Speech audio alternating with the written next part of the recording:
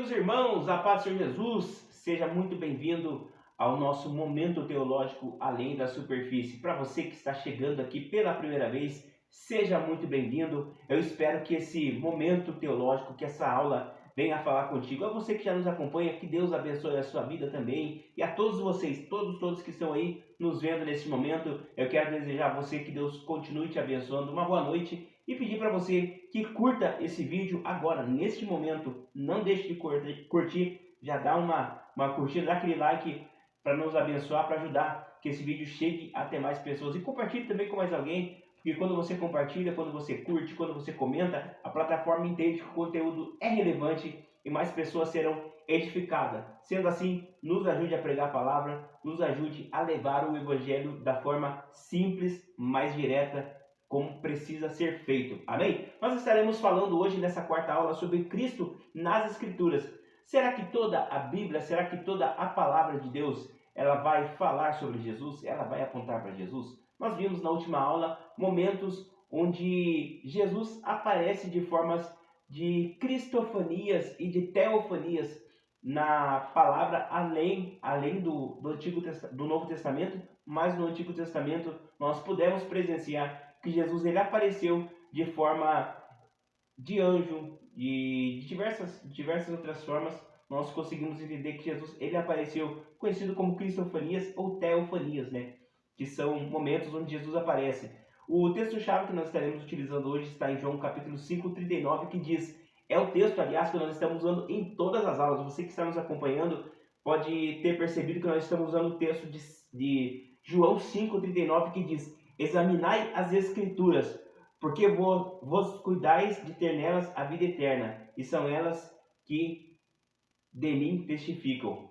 Vou repetir novamente, é Jesus falando, examinai as Escrituras, porque vós cuidais de ter nelas a vida eterna. Ou seja, examine a Escritura para que você venha ter a vida eterna, e são elas que de mim testificam. Então, quando nós lemos a palavra, nós entendemos que tudo está apontando para Jesus, mas nós estaremos de forma um pouco mais aprofundada, tentando entender como que tudo isso aconteceu. Tudo isso aconteceu lá no livro de Gênesis, quando lá no início, no começo, quando Eva e Adão acabam cometendo o tal do pecado original e acabam caindo, acabam pecando. Então, Deus ele faz uma promessa, que do ventre da mulher viria aquele que esmagaria a cabeça da serpente, que nós vamos entender ao longo da história, ao longo da Bíblia, que é Jesus que veio para esmagar a cabeça da serpente. Nós vemos também muitos profetas que no Antigo Testamento falavam sobre a vinda de Jesus. O mais enfático e que nós podemos conhecer, que nós conhecemos,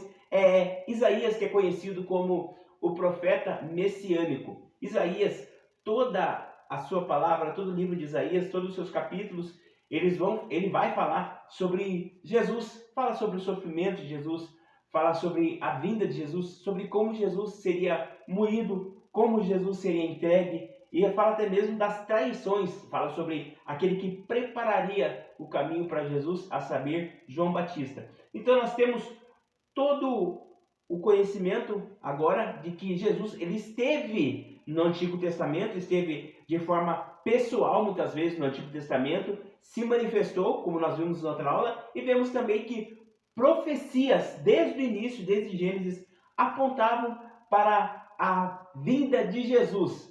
Então, o que nós precisamos entender é que Jesus sempre esteve no projeto de Deus. Após a queda do homem e da mulher, ele sempre esteve no projeto de Deus.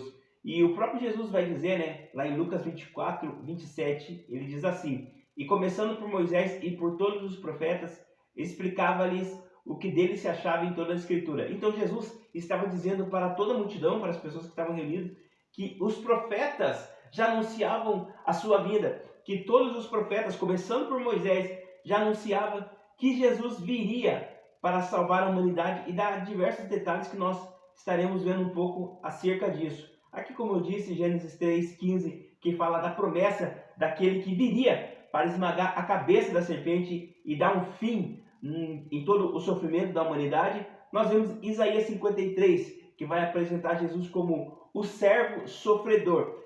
E Jesus aparece também em alguns tipos e figuras. como o Cordeiro. Em Êxodo capítulo 12 nós vemos ele aparecendo como o Cordeiro Pascal. Os irmãos conhecem a história, sabem que a Páscoa, na verdade, o real sentido dela não tem nada a ver com chocolate, não tem nada a ver com coelho, na verdade tem a ver com o Cordeiro, que foi orientado para o povo do Egito, que ainda estava escravo, que eles deveriam passar o sangue do Cordeiro sobre os umbrais. E ali se iniciou a primeira Páscoa, ou seja, Jesus ele já aparece como uma figura de como seria a sua morte, de como seria a redenção da humanidade, que seria através do sangue do Cordeiro. Então ele aparece como Cordeiro.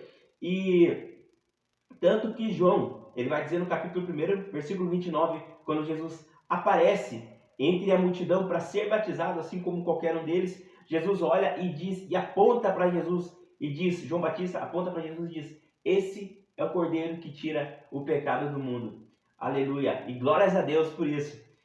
E Moisés também, nós vemos ali no livro de Números, capítulo 21, que Moisés, quando ele levanta aquela serpente de bronze no deserto, ele estava simbolizando Jesus, ele estava mostrando que Jesus viria. Vocês podem perceber que quando leia lá na sua casa, aí na sua casa, no caso, Números capítulo 21, após a aula, e você perceba que Jesus ele aparece quando Moisés levanta aquela serpente de bronze.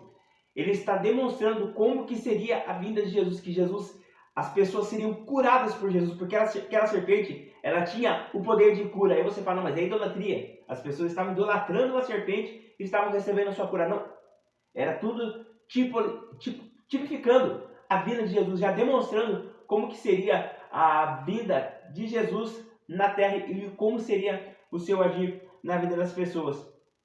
João capítulo 3, 14 vai afirmar isso, dizendo que Jesus relaciona a serpente levantada por Moisés com a sua própria crucificação, inclusive. Quando Jesus é crucificado, eles apontam que aquela serpente que estava estirada de bronze estava apontando como se fosse Jesus crucificado também. Profecias, né, como já foi dito, Isaías 7:14, Miqueias 5:2, Isaías 9:6, Isaías 53 e Salmos 22, que apontam e falam sobre Jesus, que viria para a redenção de toda a humanidade. E nós podemos perceber que a Bíblia ela não são histórias desconectadas, muito pelo contrário. O Antigo Testamento ele liga com o Novo Testamento. Sempre que eu vou ensinar alguém, que eu vou orientar alguém a fazer a leitura da Bíblia Sagrada, que quer fazer toda a leitura e é necessário, nós precisamos ler toda a Bíblia. Quando alguém pergunta para mim como começar, eu não ensino a pessoa a ler pelo Gênesis. Eu tenho aprendido que nós precisamos começar por Mateus, porque nós vamos entender todo o contexto. Quando nós começamos por Mateus, no Novo Testamento, nós vamos ler a história, chegando em Apocalipse, aí sim nós vamos para Gênesis, porque tudo aquilo que vai estar escrito no Antigo Testamento, se nós não lermos primeiro o Novo Testamento, nós não vamos entender. As palavras elas ficam meio que desconexas. Mas quando você lê o Novo e depois vai para o Antigo, aí você consegue entender melhor qual que é a intenção do Evangelho. Porque a Bíblia, ela, de forma resumida, Jesus ele é o centro de tudo. No Antigo Testamento apontava para aquele que viria. No Novo Testamento aponta para aquele que veio e que um dia vai voltar para nos buscar. Ou seja, vou repetir, o Antigo Testamento ele aponta para Jesus que viria para salvar a humanidade.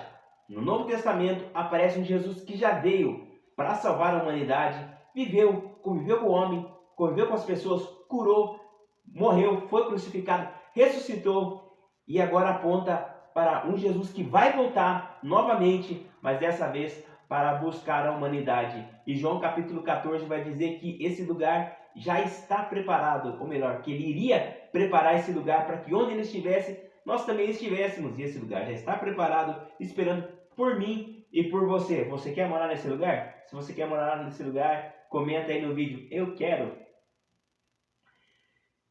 Cristo é o centro de tudo e de todas as coisas. Meus amigos, talvez depois dessa aula, você, ao ler a Bíblia, ao você estudar a Bíblia, você vai ler e entender ela de uma forma diferente.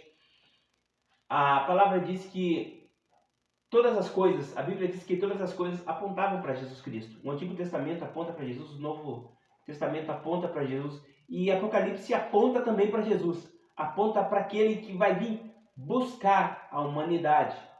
E eu não sei em que momento da sua vida você está vivendo, o que tem acontecido com a tua vida. A gente passa tanta luta, tanta prova, né? Coisas que a gente não gostaria de passar. Mas uma coisa é certa, Jesus virá nos buscar.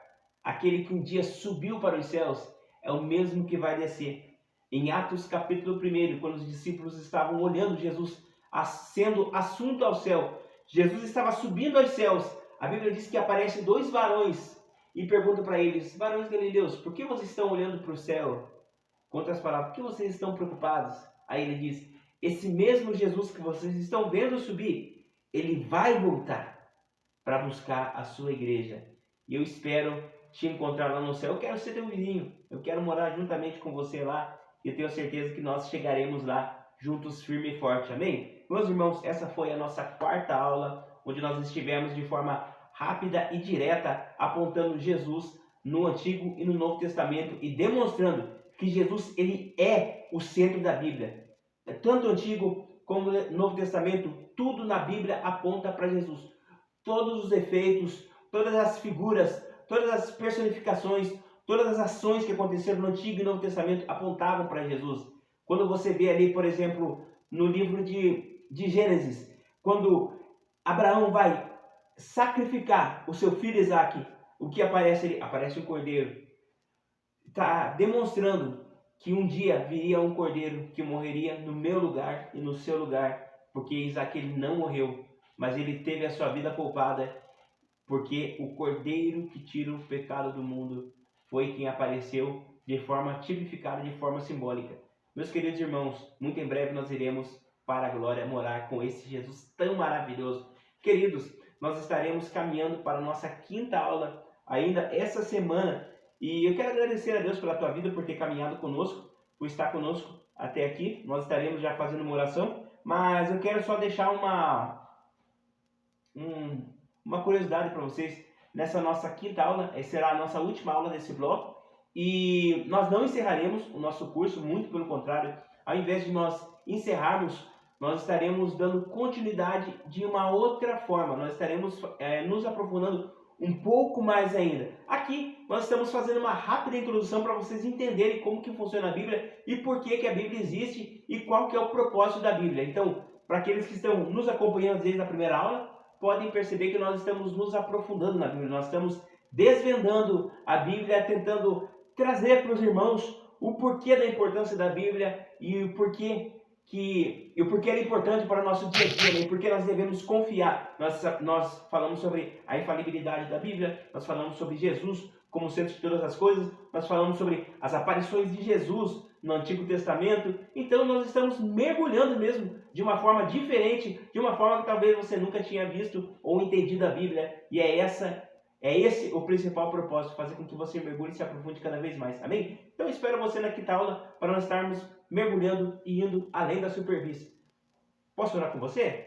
Então feche seus olhos onde você estiver e ore comigo neste momento. Senhor Deus e Pai, neste momento eu quero te agradecer por este momento onde nós estivemos aqui mais uma vez aprendendo da Tua Palavra. Onde essa oração chegar, eu peço ao Senhor para que venha estar abençoando o seu servo, abençoando os seus filhos e as suas filhas que estiveram conosco neste momento teológico. Que o Senhor abençoe, que o Senhor visite e que o Senhor abra o nosso entendimento, abra o nosso coração para que a gente venha cada vez mais entender a Tua Palavra, entender o Teu propósito sobre as nossas vidas e que nós não venhamos ser levados por vento de doutrina, porque o Senhor é quem abre o nosso entendimento. E eu tenho certeza que através desse momento que nós estamos passando, o Senhor está nos ajudando, nos ensinando a estar cada vez mais próximos de Ti. Assim eu oro e te agradeço, em nome de Jesus. Amém e amém. Meus queridos irmãos, tendo feito a oração e tendo dito isso, eu quero só simplesmente agradecer a você que esteve conosco até aqui. Eu quero que você consulte, eu quero deixar aqui, para não ficar só nas minhas palavras, como diz alguns irmãos, depois que recebem a oportunidade, eu quero deixar aqui para vocês algumas leituras, e eu peço que vocês façam essas leituras, para que vocês se aprofundem mais, para que vocês venham entender melhor. Eu quero que você leia ali, João capítulo 5, verso de número 39, pause aí e anote. Aqueles que estão no nosso grupo do WhatsApp vai estar recebendo ali o PDF, vai estar acompanhando de uma forma melhor. Mas caso você não esteja no nosso grupo de WhatsApp e queira participar, comente aqui no vídeo, em algum lugar aqui. Eu vou estar pegando o seu contato ali, deixe seu contato que a gente vai estar adicionando você no grupo para a gente poder estar estudando junto. João 5,39, que foi o texto-chave que nós usamos. Lucas 24, 27, que fala sobre Moisés e os profetas que apontam para Cristo. Gênesis 3,15, que fala sobre a promessa de Jesus que viria para a terra. Isaías 53, que apresenta Jesus como servo sofredor. Êxodo 12 e João 1, 29, que fala sobre o Cordeiro da Páscoa. E depois, João vai falar sobre o Cordeiro de Deus que tira o pecado do mundo. Números 21, que é a serpente de bronze. E João 3,14, que vai falar sobre a serpente de bronze, simbolizando Jesus crucificado e as curas que Jesus realizou. E Miqueias 5,2, que fala do nascimento de Jesus em Belém. Lucas 24 e 44, que fala das leis, dos profetas e os salmos que apontavam para Cristo. Amém? Deus abençoe a sua vida e até a quinta aula. Eu espero você. Deus abençoe.